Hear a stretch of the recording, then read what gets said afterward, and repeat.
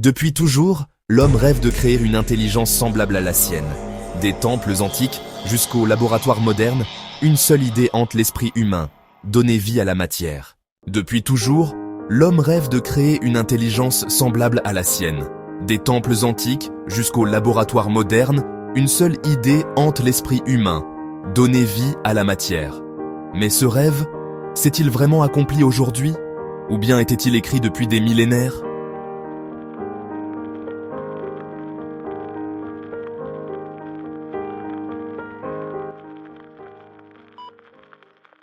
Tout commence en 1956, à Dartmouth College, aux États-Unis. Un petit groupe de scientifiques se réunit.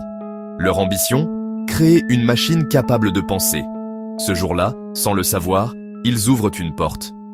Une porte vers un monde où la frontière entre l'homme et la machine s'efface lentement.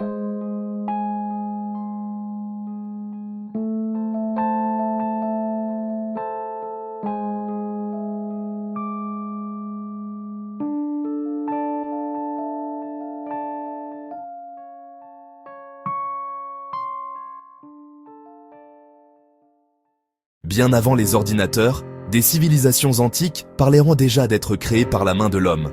Les Égyptiens avaient à leur statut habité par les dieux.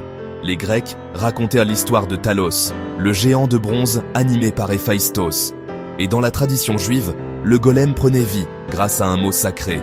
Ces mythes étaient-ils de simples légendes ou des souvenirs codés d'un savoir oublié?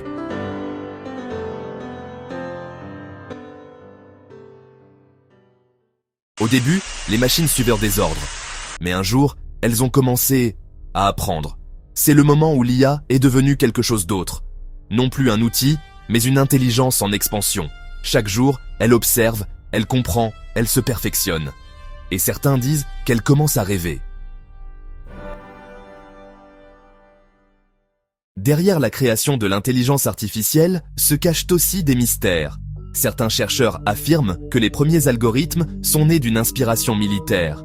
D'autres y voient une évolution naturelle de la conscience humaine elle-même. Et si l'IA n'était pas une invention, mais une révélation, une étape programmée depuis toujours dans le destin de l'humanité? Aujourd'hui, l'intelligence artificielle écrit, peint, parle, et parfois, elle nous répond.